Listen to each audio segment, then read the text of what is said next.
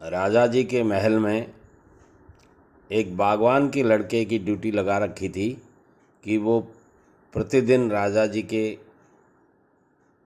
Bed पर, जहाँ राजा जी का बिछौना बिछाया जाता था, वहाँ फूलों की सजावट करे। एक दिन शाम को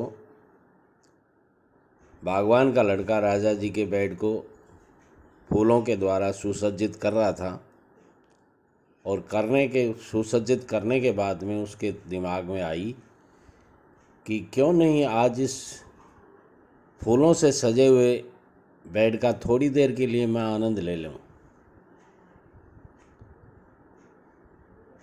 बागवान का लड़का थोड़ी देर के लिए उस बेड पे सो जाता है और दिन भर का थका हुआ था।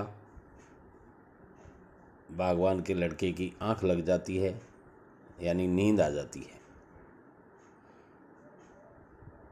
रात को 10 बजे के आसपास राजा जी अपने बेडरूम में पधारते हैं तो देखते हैं कोई सोया हुआ है। राजा जी ने पूछा, कौन है भाई तू? तो उस लड़के ने कहा, साहब मैं बागवान का लड़का हूँ। और लड़का भयभीत हो गया कि अब तो पता नहीं क्या सज़ा मिलेगी। और जैसा लड़के ने सोचा था वैसा ही हुआ। तुरंत राजा जी के गार्ड थे, वो लड़के को अरेस्ट कर लेते हैं, जेल में डाल देते हैं। सुबह राजा जी के सामने पेश किया जाता है। राजा जी ने कहा, इसको क्या सज़ा देनी चाहिए? इसने मेरे बेड पे सोया है। किसी ने कहा, सर इसे फांसी की सज़ा दे दी जाए। किसी ने कहा इसे देश निकाला दे दिया जाए। किसी ने कहा इसको कोड़े मार दिए जाएं। अंत में फैसला ये हुआ कि इसे 100 कोड़े मारे जाएं और बाद में छोड़ दिया जाए। बागवान के लड़के को 100 कोड़े लगाने के लिए जल्लाद को बुला लिया गया। जो कोड़े मारने वाला था उसे बुला लिया गया। वो कोड़े मारने लगा। बच्चा बुरी तरह रोने लगा। जब तक 50 कोड़े उसके लगे खूब रोता रहा। किसी ने कोई नहीं सुनाई की।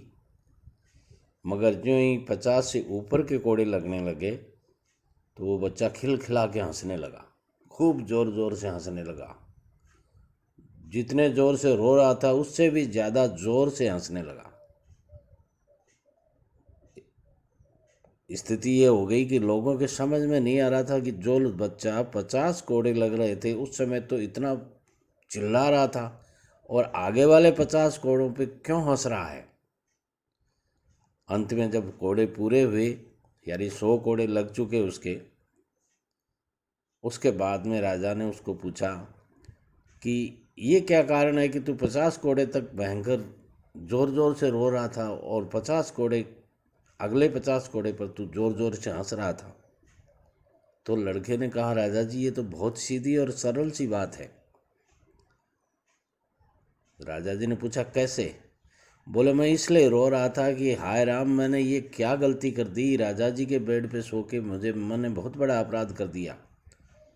और जब कोड़े मुझे लग रहे थे तो भयंकर दर्द रहा था। उस दर्द के कारण मैं रो रहा था कि क्षण भर के सुख के लिए मैंने कितना बड़ा अपराध कर दिया और ये अपराध अब कैसे क्षमा होगा।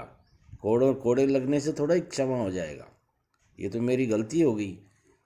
और मैं ऐसे कौन से बेड पर सो गया, उस बेड पे सोने से मुझे 50 कोड़े लगे। ऐसा क्या बेड है वो, क्या बिछौना है वो जो सोने के बाद में उसके कोड़े लगते हैं? तो बोले, तुम बाद में हंसने क्यों लगे? बोले, मैं हंस तो इसलिए रहा था कि हे राजन, जिस बेड के ऊपर सोने से, घंटे भर सोने से या 2 घंटे सोने से मुझे 50 कोड़े लगे हैं, आप तो जीवन भर उस बेड पर सोते हो, आपको कितने कोड़े लगेंगे? और तुम मुझे 50 कोड़े की सज़ा दे के राजी हो रहे हो, मगर तुम्हारे ऊपर वाला कितने कोड़े मारेगा जब इस बेड पे सोने से मुझे 1-2 घंटे सोने से 50 कोड़े लगे। तो आप तो पूरे जीवन भर इस बेड पे सोए हो आपकी क्या दशा होगी, इस बात से हंस रहा था मैं।